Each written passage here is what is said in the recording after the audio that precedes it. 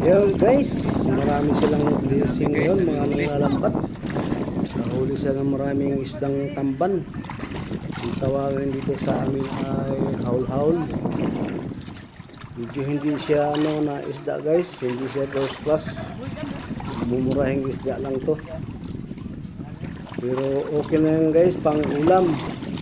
Pwede pang ihaw, pang ilaw, pang paksiw, pwede pang sabaw.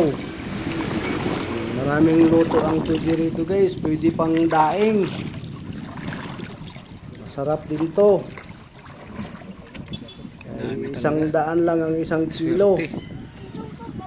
Yan, bumili ako dito ng isang daan. Halos isang planggana na maliit, puno. Yan.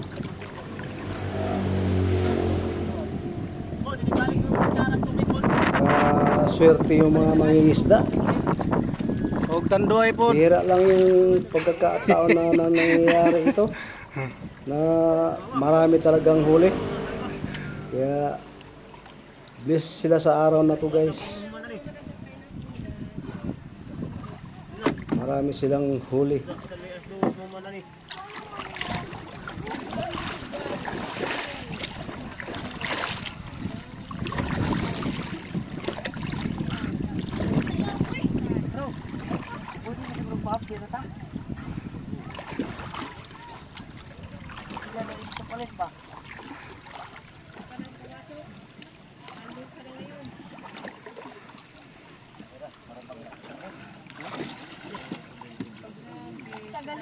So, dami.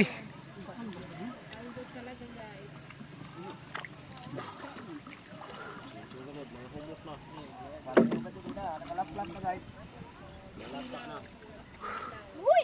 Daghatay ka naman sa bahay. Ikaw lagi ko ng ulo na. Oh, di na nakatihadi na mo. Dagat.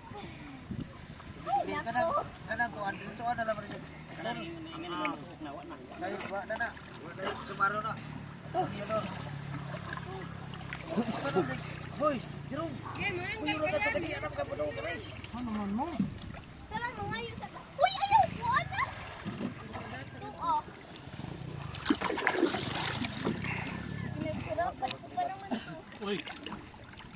Pag-ata. Tay mga kon kigo. Patay ka. Kamata. Alik tinda ako. Dalaan ang tutudlandan.